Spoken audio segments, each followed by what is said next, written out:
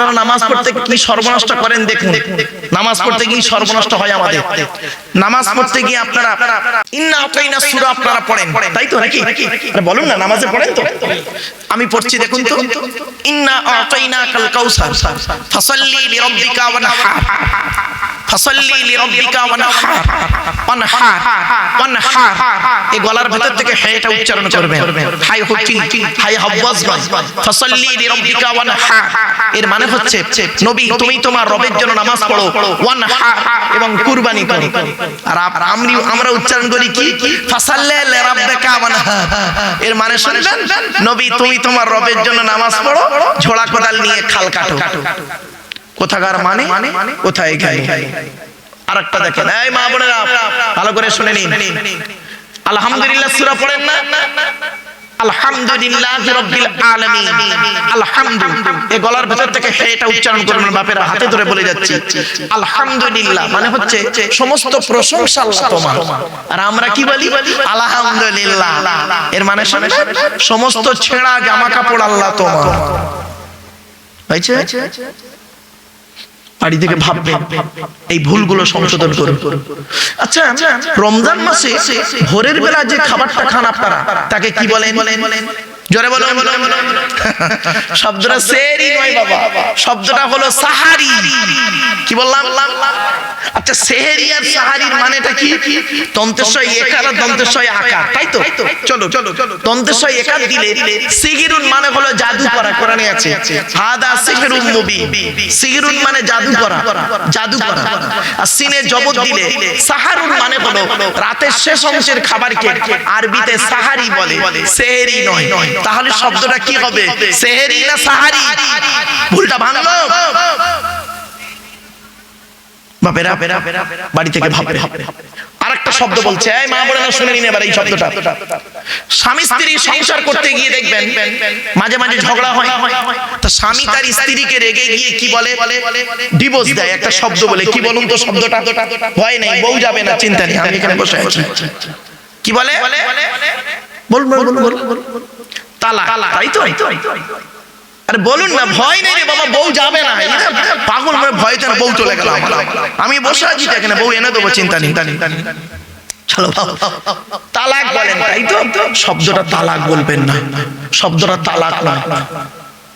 এইটাই তো ভুল হয় বাবা। এই জন্য আমি বলেছি বাবা, আলেমের ওয়াজ শুনবেন। চলো শব্দটা তালাক নয়, শব্দটা হলো তলাক। কি বললাম? তলাক। ওর বাংলা উচ্চারণ, আরবি উচ্চারণ কি? তোয়েল আমালি কফ। বাংলা উচ্চারণ কি? তয়ে বয় লয়াকার ক। তলাক মানে পৃথক দেওয়া, ছেড়ে দেওয়া, ডিভোর্স দেওয়া। আর তেল আমালি কফ, তয়াকার লয়াকার ক। তালাক মানে জুড়ে যাওয়া, মিলিত হওয়া, একত্রিত হওয়া, জমা হওয়া। আমরা তলাক না বলে সব তালাক বলি, ঠিক না বেটা?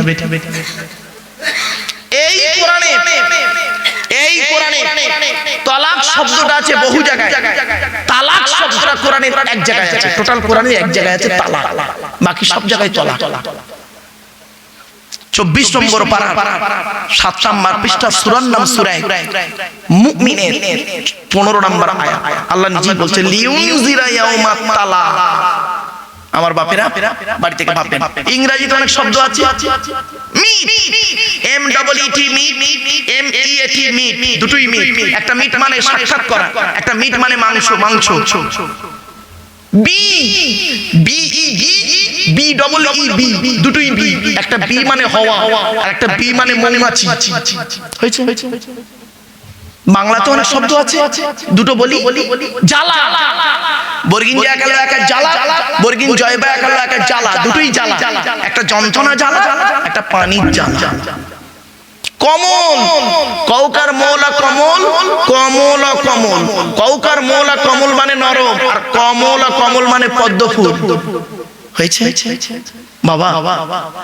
এই জন্য বললাম আল্লাহর পরিচয় চারটে। কি কি আল্লাহ নিজেই বলছেন, নবী তুমি বলো হুয়াল্লাহু আহাদ, সে আল্লাহ হলেন একক। দুই নাম্বার আল্লাহুস সামাদ, আল্লাহ হলেন অমুখপেক্ষী, আল্লাহ কারণ মুখপেক্ষী নন, সারা পৃথিবী তার মুখপেক্ষী। তিন নাম্বার লাম ইয়ালিদ ওয়া লাম ইউলাদ, আল্লাহ কাউকে জন্ম দেয়নি, আল্লাহ কেউ জন্ম দেয়নি। চার নাম্বার ওয়া লাম ইয়াকুল লাহু কুফুয়ান আহাদ, আল্লাহর সমকক্ষ কেউই নেই। কি বললাম বাবা? বলুন বলুন একটু। আল্লাহর সমকক্ষ কেউ নয়। আমার ভাষাটা বুঝতে পারলেন না? আল্লাহর সমকক্ষ কেউই নেই। জি, পার্থক্যটা কি খুলে বলি। একটা ছেলে একটা মেয়েকে বলল আমি তোমাকে ভালোবাসি, আর একটা ছেলে আর একটা মেয়েকে বলল আমি তোমাকেই ভালোবাসি। দুটো বাক্য এক। যে বললো আমি তোমাকে ভালোবাসি, অন্যকে বাঁচতেও পারি নাও পারি, সম্ভাবনা থাকতেও পারে নাও পারে। আর যে বললো আমি তোমাকেই ভালোবাসি, তার মানে লাইনে আর কেউ নেই, শোনা শুধুই তুমি। বাড়ি থেকে ভাববেন কথাটা। চলো চলো চলো, এই এই যে সূরাটা আমি পড়লাম, এই সূরাটা আপনাদের অনেকের মুখস্থ নেই ভাই, বলুন না একটু। আচ্ছা, তা পড়লাম কেন? এইটাই যে আল্লাহর চারটে পরিচয়, এটা জানিয়ে দিলাম। এই সূরার চারটে আয়াত থেকে চারটে ধর্ম বেরিয়েছে। চারটে ধর্ম, ইসলাম, ইহুদি, খ্রিস্টান, নাসারা যাকে বলে, আর মুশরিক। চারটে ধর্ম বেরিয়েছে এই চারটে আয়াত থেকে। এর ব্যাখ্যা যে কত বড় ভাবতে পারবেন না। চলো চলো। আচ্ছা, পড়লাম কেন সূরাটি আবার? কারণটা কি? ফজিলত থেকে এই সূরা পড়লে কি লাভ হবে? চলুন, কি লাভ হবে? নবী বলছেন, আমি বলিনি, বুখারীতে আছে, বুখারী হাদিস। আল্লাহ নবী বলছেন কোন ব্যক্তি যদি 3 বার কুল হুয়াল্লাহ সূরা পাঠ করে, কবার 3 বার যদি কোন ব্যক্তি কুল হুয়াল্লাহ সূরা পাঠ করে, ওই ব্যক্তির নামায় আমলনামায় এক খতম কোরআন শরীফ পড়ার সওয়াব আল্লাহ লিখে দেবে। এমনি এমনি পড়লাম না। আপনি কেন রাতের বেলা ঘুমানোর আগে এই সূরাটা 3 বার পড়েন না? কেন ঘুম থেকে উঠে এই সূরাটি 3 বার পড়েন না? আপনি তো নিজেই জানেন না। বাপেরা অনুরোধ করে বলে যাচ্ছি, দেখবেন আল্লাহ আপনার লাভ দেবে। আপনি এটা প্র্যাকটিক্যাল করবেন। চলো চলো, এবার আসছি। আল্লাহ আমাদের সৃষ্টি করেছেন, তাই তো? বলুন না রে ভাই। আল্লাহ বলছেন তো দেহের মধ্যে চারটে গুরুত্বপূর্ণ অর্গান দিয়েছি। মা বোনেরা ভালো করে শুনে নিন, প্রত্যেকের দেহের মধ্যে চারটে গুরুত্বপূর্ণ জিনিস আছে। এই চারটির একটা খারাপ হয়ে গেলে আপনি মারা যাবেন। আজকের বাড়িতে গিয়ে আপনি এই চারটে ঠিক রাখবেন। 1 নাম্বার কি জানেন? ব্রেন। কি? ব্রেনটাকে ঠিক রাখবেন। অযথা চিন্তা টেনশন করে নিজের শরীরটাকে নষ্ট করে স্ট্রোক করে মরবেন না, অনুরোধ করে বলে যাচ্ছে। 1 নাম্বার হলো ব্রেন। 2 নাম্বার হলো কি জানেন? হার্ট। কি বললাম? হার্ট। 3 নাম্বার হলো লিভার। কি বললাম? লিভার। 4 নাম্বার হলো কিডনি। কি? কিডনি। এই চারটে জিনিস ঠিক রাখবেন। ব্রেন, হার্ট, লিভার, কিডনি, এই চারটে। আল্লাহ বলছেন অযথা টেনশন করিস না। তবে টেনশন যদি করতে হয়, একটাই টেনশন করিস, কিয়ামতের মাঠে কি করে তুই নাজাত পাবি। এই টেনশন তুই করিস, তাহলে তোর ব্রেনের আয়ু বাড়িয়ে দেবো। আর দুনিয়ার টেনশন করবি, ব্রেনের আয়ু তোর কমতে থাকবে। ঠিক না বেটা? হার্টটা তুই ঠিক রাখিস, এটাই তো জীবন। এটা যখন বন্ধ করে দেবো, তোর লাইফটাই, জীবনটাই শেষ। 3 নাম্বার লিভার, তুই তোর লিভারটাকে ঠিক রাখবি। আমি আল্লাহ জানি রে, আখরি জামানার লোকেরা অতিরিক্ত চর্বি খেয়ে, তেল জাতীয় খাবার খেয়ে লিভারে চর্বি জমাবে, ফ্যাটি লিভার হবে। সেই জন্য পৃথিবীতে আমি একটা খাবার তৈরি করে দিয়েছি ওই লিভারটাকে ঠিক রাখার জন্য। বলতে পারেন? Thank you. বাচ্চাটা শুনে আমার শুনে নিন। পৃথিবীর লিভারের সবথেকে উত্তম খাবারের নাম হলো পেঁপে। কি বললাম? পেঁপে। পেঁপে বাড়িতে খাবে, লিভার ঠিক থাকবে। আমি বলিনি, 1500 বছর আগে বিশ্বনবী মুহাম্মদ সাল্লাল্লাহু আলাইহি ওয়াসাল্লাম বলে গেছেন। আর আধুনিক বিজ্ঞান গবেষণা করে, বৈজ্ঞানিকরা গবেষণা করে বলছে সত্যি পেঁপে এমন একটা খাবার লিভারটাকে ঠিক রাখে। ভাবতে পেরেছেন? 4 নাম্বার হলো কিডনি। আল্লাহ নবী বলেছেন বেশি বেশি করে পানি পান করবে।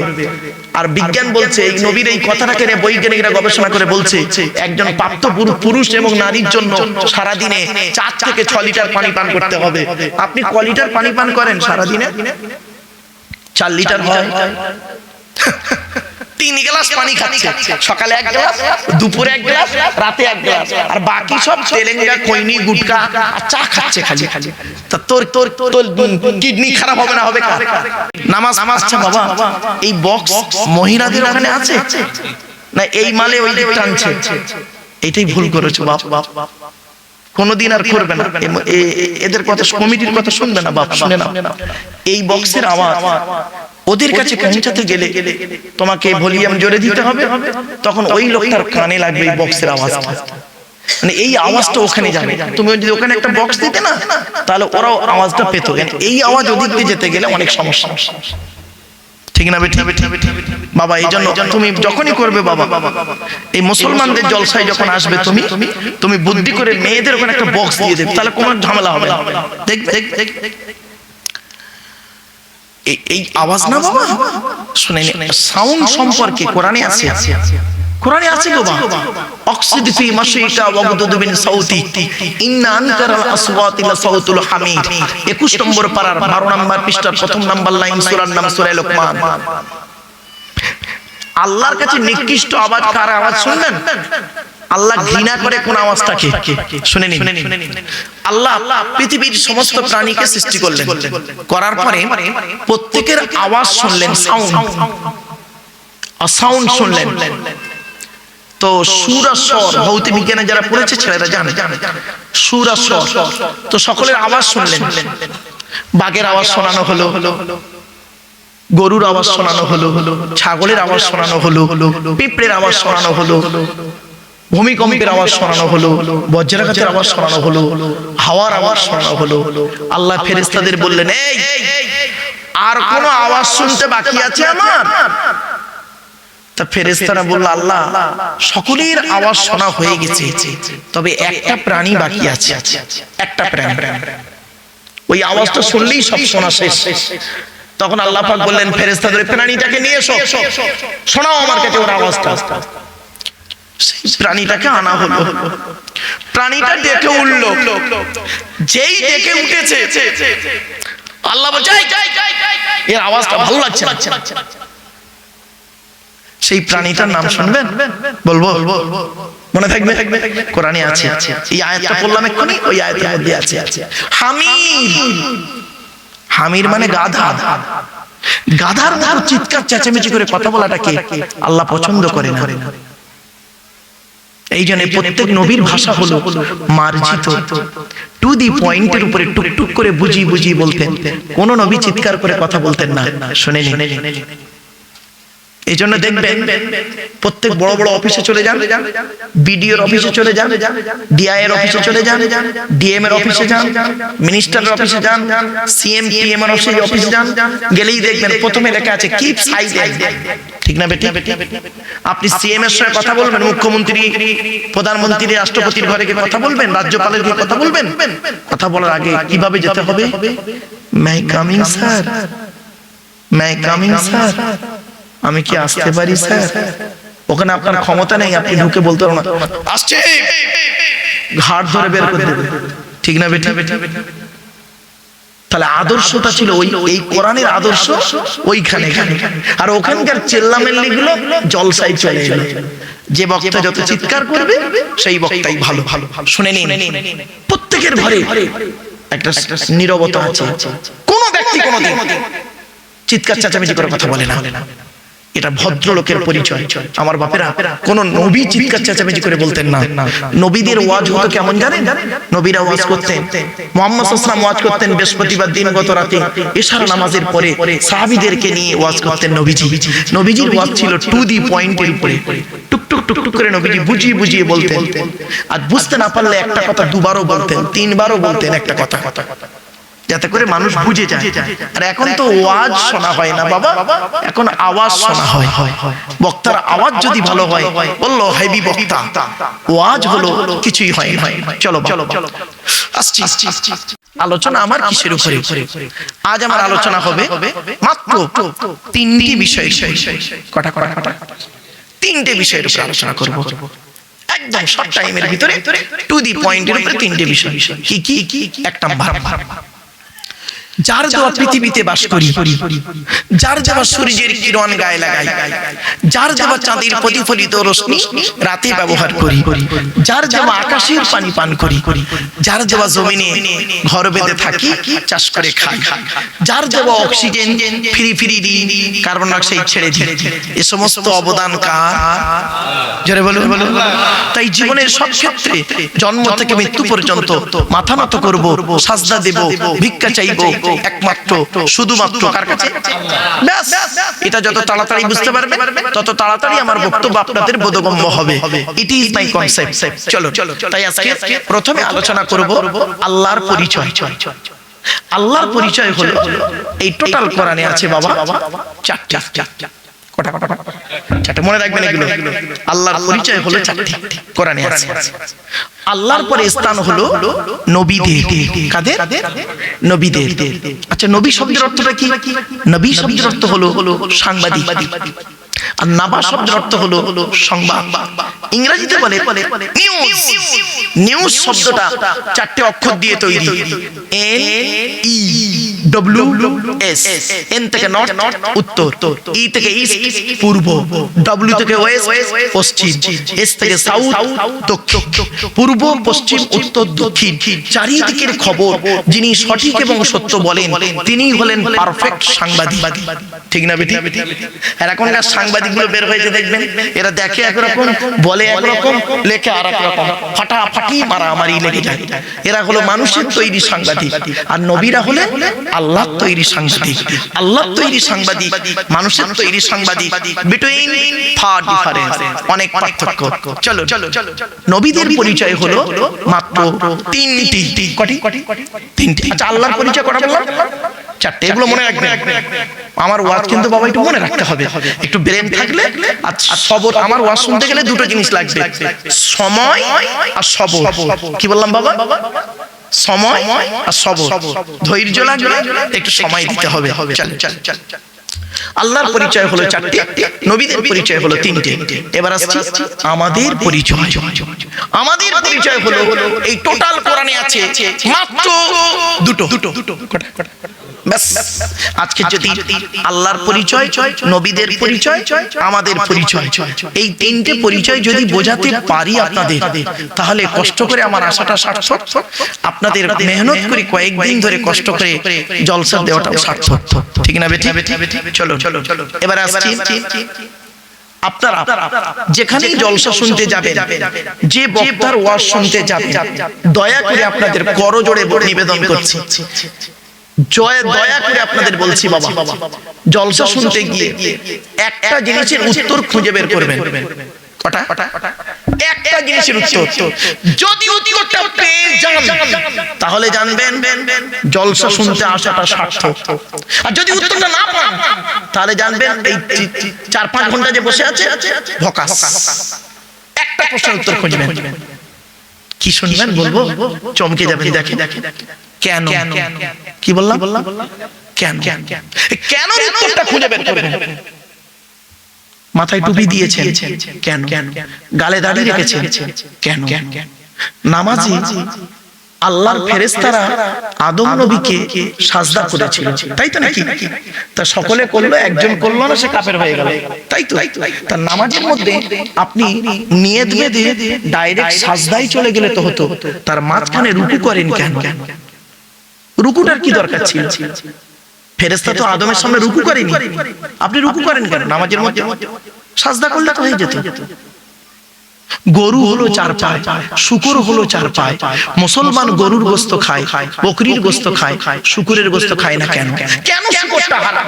কেন ছাগলটা হালাল? কেন? উত্তর খুঁজে বের করে। কি বুঝতে পারছেন না? বুঝি।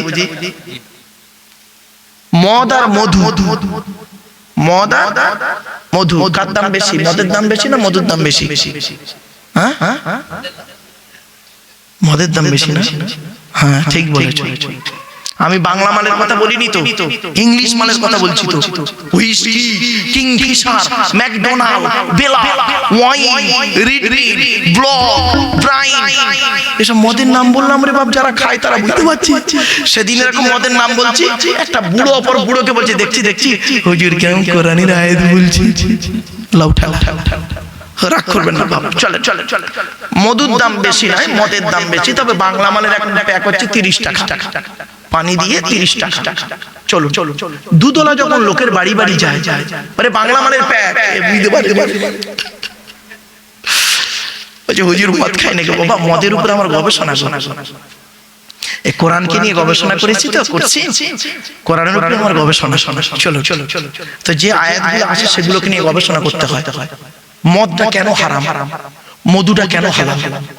এই কেন উত্তর খুঁজে বের করতে গিয়ে আমি যারা পেয়েছি কল্পনা করতে পারবেন না। কেন মধু কেন হালাল আর মদ কেন হারাম? কেন? এই টোটাল কোরআনে মদ খাওয়া হারাম আছে 4 জায়গায়। কত? এগুলো মনে রাখবেন। কোরআনে মদ হারাম আছে কয় জায়গায়? 4 জায়গায়। শুকরের গোশত হারাম আছে কয় জায়গায়? 4 জায়গায়। কয় জায়গায়? এগুলো মনে রাখবেন সব। আমি রেফারেন্স গুলো বলে দেবো, চিন্তা নেই। কোথায় কোথায় আছে পারা, পৃষ্ঠা, লাইন, আয়াত সব বলে দেবো বাপ, চিন্তা নেই। একটু ধৈর্যের পরিচয় দিন। এবার আসছি কেন, কেন উত্তরটা খুঁজবেন। জলসা দিয়েছে কেন?